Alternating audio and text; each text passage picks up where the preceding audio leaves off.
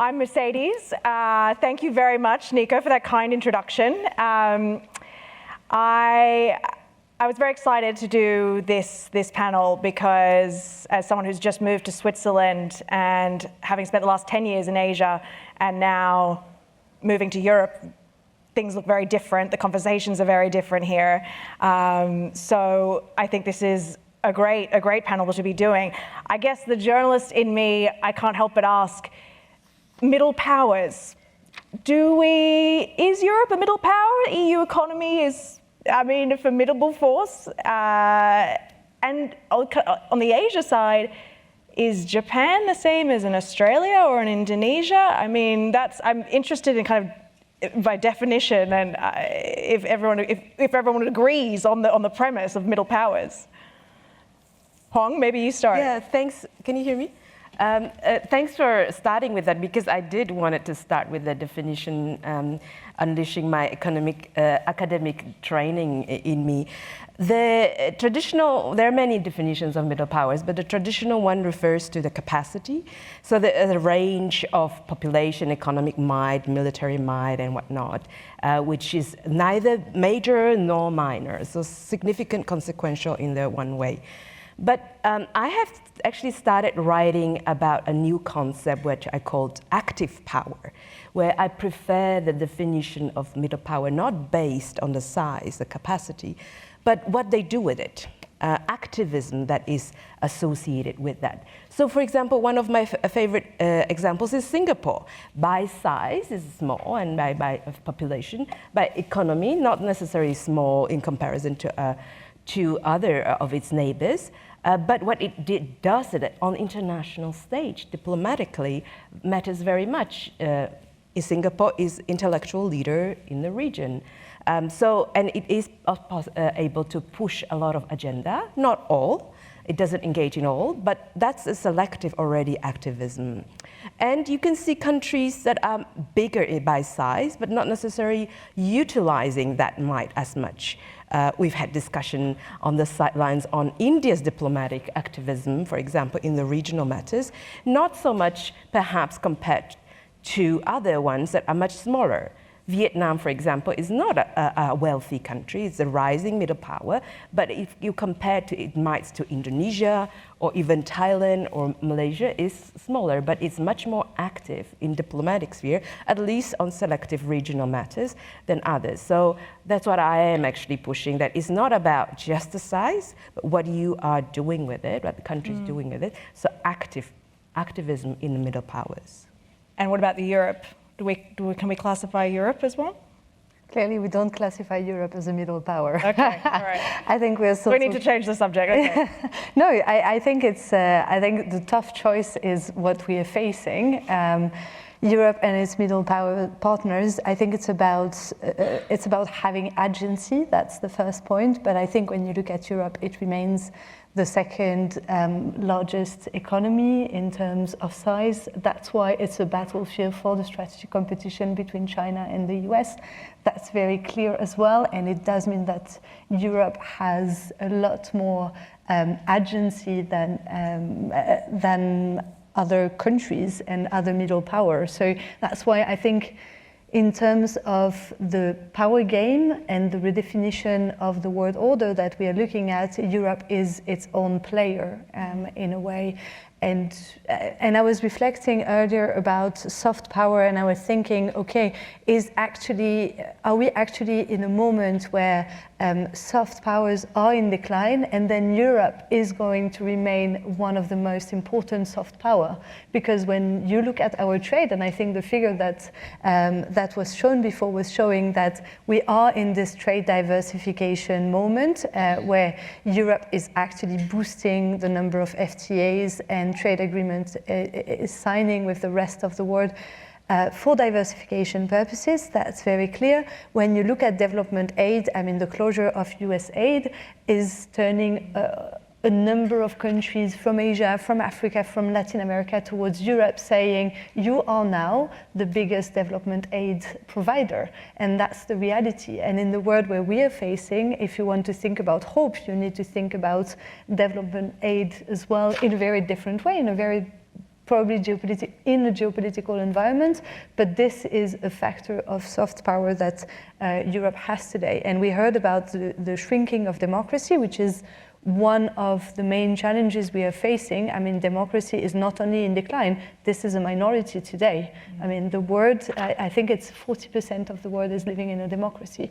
That is it, which means that the survival of the democratic values of a liberal world order, it is also on Europe. So I think it's not that you compare all the powers in the same way, especially in the moment in which we are, but I think Europe is a single actor and broker in the game that we are seeing right now. But is it a broker in Asia in the way that it is, you know, here? I mean, is it that agency, that soft power, like, is it, do you see it as having that, or is it just seen as kind of as a moral how does Europe avoid it just being a moral voice for democracy and actually get involved a bit more in the Indo-Pacific? I think there has been this turn on the Indo-Pacific. It started a few years ago when in 2021 Europe came out with this like big vision for the Indo-Pacific, and actually now it's not about a vision, it's about a reality. The strategy competition we are facing, we see it in Europe and we see it in Asia, and it brings the two continents together. So it's a reality that not only Europe needs its Indo-Pacific partner, but vice versa. The Indo-Pacific partner also needs Europe to kind of provide a space and regain agency. And today, I mean, the main story, when you look at Europe in Asia today, it's a security story. We have developed security and defense partnerships with an incredible number of Asian partners, and it does mean that Europe wants to be involved in the security architecture of Asia, because it feels that if 60% of the world trade is going through Asia, we better be in than out, given the challenges that we are facing and the choices that we are facing. I'm going to come to you in a second, I promise, but Huong, what, I mean, in terms of the expectations that Asian countries have for Europe, I mean, do you think, what are they, first of all, and then two, I mean, we sort of spoke about security just then, but the second of all, does Europe understand those expectations, do you think? Yeah, I think what Abigail already said, very pragmatic. European markets are big in aggregate. And most of the countries in Asia looking for diversification and opportunities, or even, you know, as some sort of replacement of American market, would look naturally first and foremost to European markets. And in some cases, those very robust already existing trade relations are already with multilateral trade agreements with ASEAN countries or with Singapore and Vietnam in particular. And increasingly on the security issues, I mean, there is a shared anxiety, I guess, from the European allies of United States as well as Asian allies in the United States about, you know, the predictability of security architecture. And so it's natural for those allies that previously just look at hub and spoke, US being hub and then, you know, spoke to individual allies. I need a paper too. But now increasingly spokes are also looking and diversifying their relationship with each other. So Europe, you see a lot of engagement of European actors with Philippines, with Japan, with South Korea, with Australia, the Asian allies of the United States, because of that shared question mark of whether we should and always rely on US presence. That's one thing. But I wanted to throw in a bigger vision and maybe a little bit realistic, but because that's how Asia sees Europe, as a normative power. And I think most Asia would want this normative power to showcase in the time where not only, you know, the power is contested, but the underpinning foundations of global order is being challenged. I'm talking about rule of law. I'm talking about international law and good governance. Some things that you said perhaps alluded to. Oftentimes Europe is criticized for a too moralistic approach to that. But at the time when we do need that, you know, test that sustain that commitment to the rule of law. And it's a question whether this will sustain, the underpinnings of free and open Indo-Pacific? Are they going to be, sustaining the test of when major powers are actively challenging those foundations? So I think Asia is looking for Europe for the normative power, good governance. Development was also already mentioned, but we do need norms and standards, and so I think Europe has lots to offer here. Henrietta, what is the view from Washington in all of this? Does it even care what Europe's doing in Asia? Well, we are in a peculiar moment where after about a decade of US diplomats, formerly myself, running around the world trying to get Europe to do more in Asia, and see European and Indo-Pacific security as fundamentally interconnected, the Trump administration seems to be taking perhaps the opposite view. They prefer to carve up the world into more distinct regions, each of which might have a responsibility to take care of itself. But lucky for us, the Europeans seem to have bought that first argument, less so the second, and it's honestly been quite encouraging to see strong momentum for continued coordination across like-minded partners in Europe and Asia over the course of this year, even though perhaps lacking the US support it might have had in the past. Back to the fundamental question that you started the conversation with, what is a middle power? I very much agree that middle power is a state of mind, including here in Europe, and I am a very big believer in European power, to be honest, but I think even a few years ago, when it was my job sitting at the White House to try and coordinate with European allies and partners to think about the common challenge we were facing from China, whether that was challenges to international law in the South China Sea or challenges to peace and stability across the Taiwan Strait, or concerns much closer to home, like cyber intrusions in our critical infrastructure. I would say some of the time with my European friends, I would get something like, well, the US can respond. The US can use sanctions. The US can put out a public statement because you're the US. But it's different for us, and we have to be more careful. And in that moment, maybe Europe is a middle power. But what I think we've seen time and again is that when Europe stands together, ideally with the US as well, when the US is being cooperative, but even just when Europe itself comes together and stands up for its own principles, its own economic security, its own national security, that is respected in the world. An example that comes to mind is when the EU took, I think, a really important step of imposing sanctions on certain Chinese financial institutions that are responsible for facilitating the transactions through which Chinese dual-use goods are arming the Russian military. So things like propellants, machine tools, UAV parts. These are some of the banks that are responsible for getting those parts to the Russian military for the war in Ukraine. And Europe took action in a meaningful way, sanctioned the banks in a way that I think there had been a little anxiety about what the retaliation might look like. And the retaliation was that China responded immediately. They put Chinese sanctions on 4 European banks, which, by the way, doesn't matter at all, and everyone moved on. And so I think that there really is tremendous opportunity for Europe to step into that great power role, including in these geopolitical questions where traditionally the US may have been more in the lead. Does Europe risk being excluded a bit from some of the US tech coalitions that are forming if it maintains that kind of more nuanced China stance, though, do you think? I think that ultimately the question of technology governance is one that does come down to values.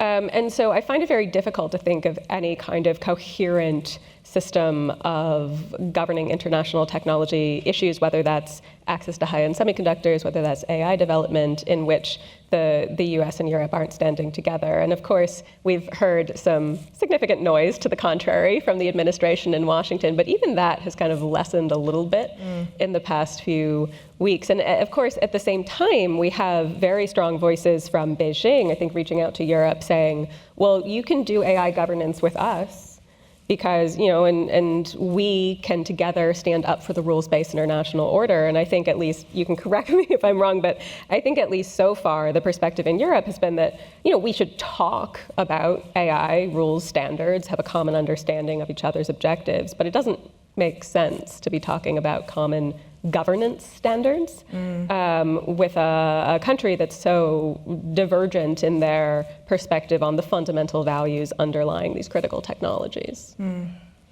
So in terms of what Europe can also learn from some of these, I mean, I'm not going to get into that. I'm going to call them middle powers just so I don't get into the definitional muddle that I've created. But what can Europe learn from some of these Asian economies, middle powers, active powers, in how to navigate this world at the moment that we're in? Is there something that Europe can take away from these countries?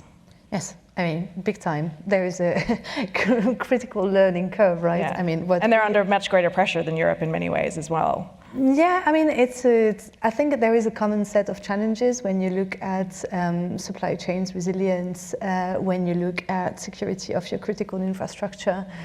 These are issues that the middle powers are also facing. So it's about how do you work together to actually secure your supply chains. So in that sense, you have a whole spectrum of engagement and involvement with these partners that is being fostered by the moment in which we are living. It was my point about the geopolitical moment in which we are that has reached this extreme degree of fragmentation, and where, as we heard earlier from Peter, there can be multiple scenarios, but what we may most likely look at is a web of partners and coalitions of the willing that align on certain topics and on which that work together. And in a way, this is what you see at the moment between Europe and ASEAN. I mean, the degree of cooperation between Europe and ASEAN on topics that are actually economic security related to a certain extent, related to their supply chains, to ours, and how do we build convergence on that is at the highest level, in a way. Never thought that we would have economic security conversation with our ASEAN partner. In a few weeks, there will be in Brussels the Indo-Pacific Forum, and we are going to host all the Indo-Pacific partners to discuss exactly that. What's the convergence? So I think it's lessons learned on both sides, and we have moved from a very value-based, and there needs to be this outreach to, it's now interest-based. It's much more, I think, pragmatic in a way, and looking for concrete results. That's what we are after. A lot of the work, for instance, is dedicated on undersea cables and maritime security, maritime critical infrastructure, and how do you secure those? Because in the Indo-Pacific, you also have Pacific countries for which if you cut a cable, there is no more internet. And Europe has, in a way, a lot to offer in that framework, just because when it comes to licensing permits, Denmark is the country that is the most advanced.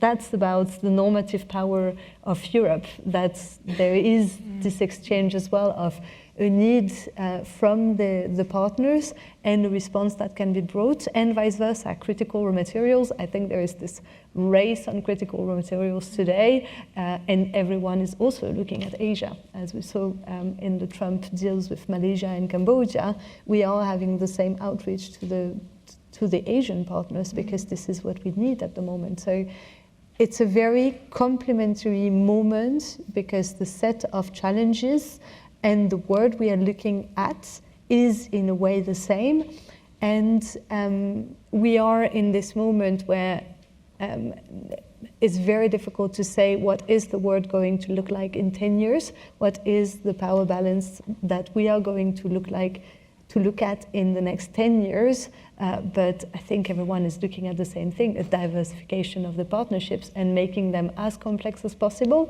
to fit interests. Huong, is there a difference with how countries like Japan, Korea, Australia are looking at this as opposed to ASEAN?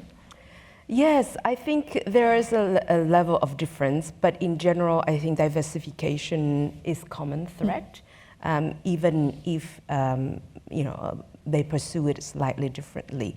But I do think Europe, just to continue on the thread, is often seen as an alternative for the countries that don't want to choose between US or China, especially in Southeast Asia and ASEAN. And we had that very well displayed when there was the debate on Huawei 5G. Now we'll move on to other technology. And of course, there was contention between Huawei ban, but there wasn't, there wasn't very much kind of consensus among the countries because each sought and also defined the national interest and national security in a very different way. But a lot looked at European providers, Ericsson's and Nokia's. So again, this alternatives that Europe is providing is very important to have in mind. But back to your question about Asia, I think the more developed Japan, South Korea, and Australia, for example, which some of them, Japan, for example, may be even in the basket of major power than the middle powers. I think diversify among themselves as well. There's more outreach to Southeast Asia from the Northeast Asian neighbors, and of course, Southeast Asia looks to Japan, South Korea, Australia as both an alternative provider of some security assets and trainings. And we have increased number of joint trainings, increased numbers of defense cooperation, even in some degrees, even intelligence or information sharing. Japan and Australia just had one of the biggest frigate deals, quite historical for that matter. And of course, the Philippines looks to Japan and Australia for maritime capacity joint training. So there is a lot of diversification within Asia happening as well.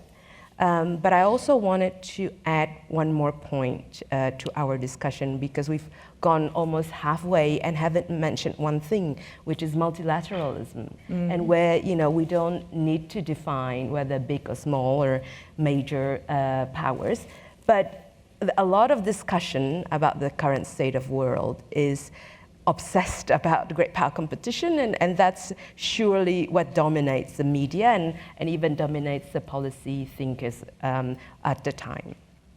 But that's a handful of countries, right? Great power competition, we're talking about US, China, sometimes maybe Russia is in there.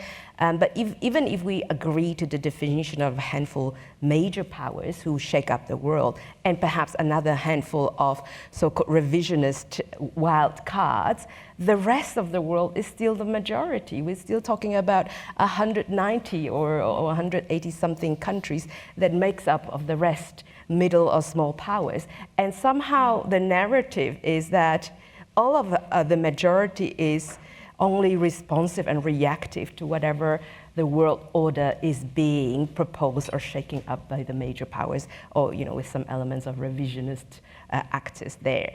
And as if the middle and small powers have no agency or have very limited agency or even withdrawn their agency, I think multilateralism and institutions are also being challenged by major powers for that matter, but they still remain something that is collectively beneficial for middle and small powers. So whether it's in Europe or in Asia, multilateralism still is the thing that equalizes everyone and serves the interest of smaller players because they provide predictable rules of play. And I just wanted to refer to what was discussed earlier. Institutions are slow, but that's good. We need to slow down the autocrat. We need to slow down the irresponsible and erratic and unpredictable actors. That's the only way to come up with more sustainable pillars of new order. We can't move on with the pace that it is now because they're simply not sustainable. And as we heard, a lot of those new and whirlwind announcements don't get followed through. So the middle powers, small powers, institution, and multilateralism serve as equalizers and also, in a way, a collective checks and balance for this international system. They serve, but I mean, multilateralism, I mean, especially if you read the pages of the FT, you're kind of sailing against the wind in this. So, I mean, what you discuss, and Henrietta, I'm actually interested in your view on this.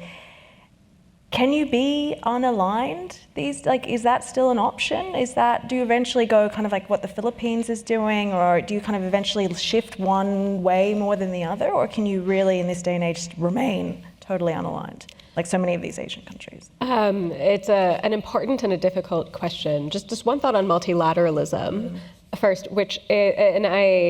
institutions can be slow, and sometimes you want them to be. But sometimes you want a coalition of like-minded countries who can achieve a goal faster than, let's say, China. And so that's where the minilateralism comes in. And in the Indo-Pacific, you have a number of these groupings. You have the Quad with India, Australia, Japan, US. You have the Korea, Japan, US trilat, which has grown tremendously in recent years, really taking on new global ambitions. You have the US, Philippines, Japan trilateral, which is a really exciting but newer platform, really focused on delivering economic security and maritime security around the Philippines and the South China Sea. And of course, in all of these, the connecting thread is the US, but I mean, that is not kind of a law of nature. And I think it could be really interesting to see Europe step up and play a bigger role in convening some of these mini-lateral arrangements. How do you avoid being a junior partner in these, though?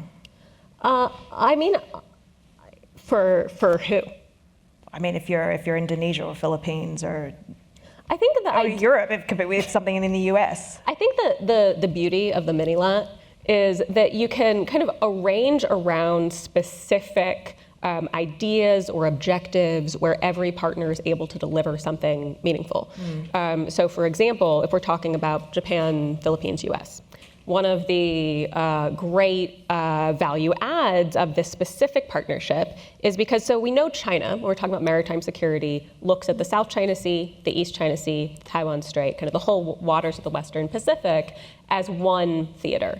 And so if they feel the international community is not paying attention to China's more revisionist ambitions in any part of that theater, you're kind of losing deterrence across the board. A blink in the South China Sea is a blink in the Taiwan Strait as well, which really complicates the risk that we're trying to manage. And so with the Philippines, they have incredible understanding of China's actions in the South China Sea. Japan understands the East China Sea, and the US has operational military activity across that whole theater. And so when you pull all of that together, you really do have the three partners coming together as equals, contributing elements of the partnership that are different, but together become vastly more than the sum of the parts. And I think that's what you're looking to achieve, but there are certain partnerships the US just cannot convene.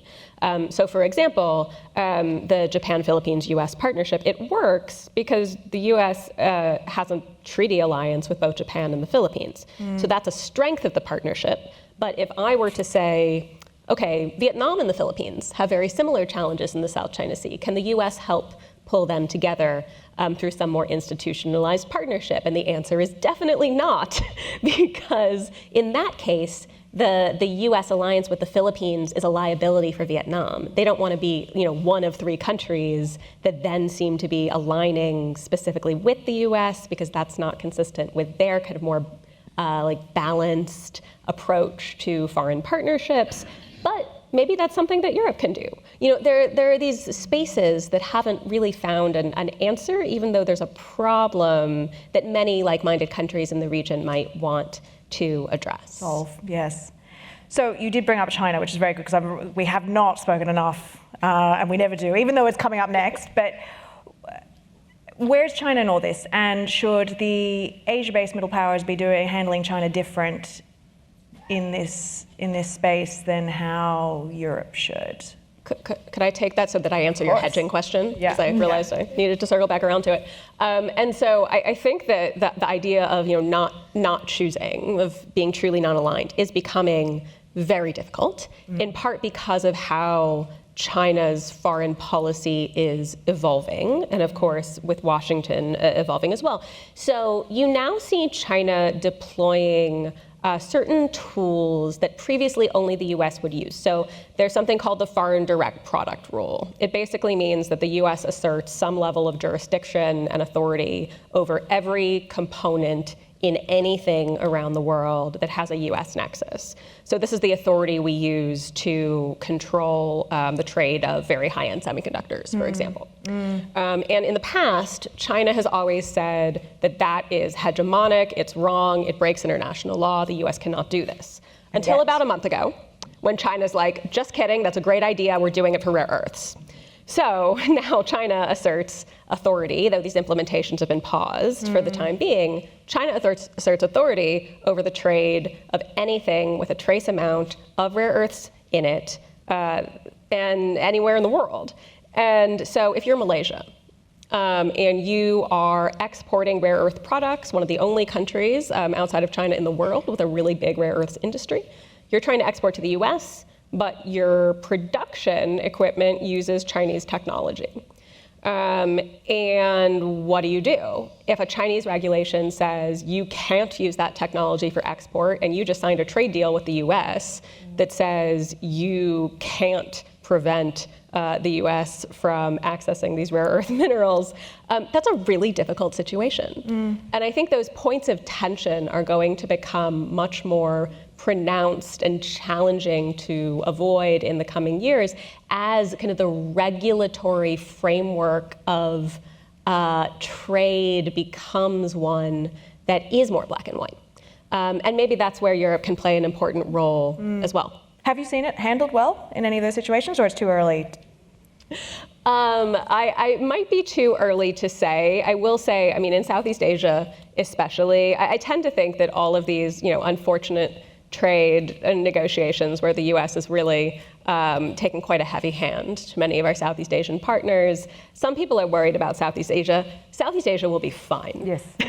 The US is going to suffer tremendously from undermining its trust with these important countries. Southeast Asia has a long history of balancing between big countries. They will continue to do that, but it will become harder.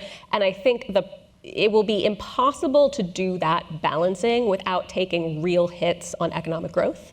Whereas in the past, I think you could find something closer to a positive sum outcome. Now there will be really hard choices to make. Just on your question on China, I guess the tendency is individual management of the relationship with China, and that's China's preference as well. I mean, for all major powers, multilateralism is something that constrains them, and oftentimes is slow for everyone, but oftentimes it's not preferred by major powers. But that's why it is important. I mean, that's the equality there because the smaller members have sort of equal saying in the multilateral setting. The minilateralism, I agree, is good, fast and task specific, but it's focused on the task and it moves on. The whole point is not to institutionalize because that will slow it down. So in a way, it doesn't have a lasting impact on the order building or having the institutional and norms sustainability. So we're talking about different use of different tools. And they don't necessarily need to be mutually exclusive. You have minilateral coalitions, and that don't have to be in contradiction to multilateralism. And in ASEAN, for example, there's a saying: you hang separately or you hang together. When it comes to, especially in a point of tension with major powers such as China, which dominate by size and might. And that's why, with all the challenges that ASEAN faces with its own institution, there is still need for ASEAN to sustain. We have a new member, Timor-Leste just joined. There's still value in having this collective gathering. And for Asia, China's reality, they cannot move. We don't have a luxury of a little bit more geographical space like Europe. So the reality is there, and one way or another, either by hedging or compartmentalizing difficult issues such as maritime disputes, and of course, to all those countries, majority of countries, China is the biggest trading partner. So there's needs to be management of economic, diplomatic, and security relations all at the same time. No, Abigail, I see you itching to jump in there. No, I also think we need to be honest with ourselves, right? What we are seeing is a revival of non-alignment as an active strategy because it allows you to hedge. And this is what we saw in Tianjin, this is what we have seen in the BRICS enlargement. So we need to be honest as well that this is a complex moment where we are seeing a lot of Asian partners simply hedging. And then you put Europe in the mix, and Europe does not play very well in this moment of hedging, just because by default we are a big bloc, because by default transactionalism is a very difficult game for Europe. So I'm just going to put a pinch of salt in this, meaning there was a lot of enthusiasm from everyone about Europe, and me being the first one, but just the moment in which we are leads to also uncertainties related to countries' capacity to hedge, on which Europe does not play that game in a way. And I agree with what Henrietta said. It's going to be costly. There will be more and more of this tension point, and there is a cost attached to the tough choice that you're going to make, including for Europe. Well, ending with a little pinch of salt feels like the perfect moment. I have so many more questions, but unfortunately we have to leave it there. Thank you so much. Thanks everyone for listening. That was really good. Thanks so much.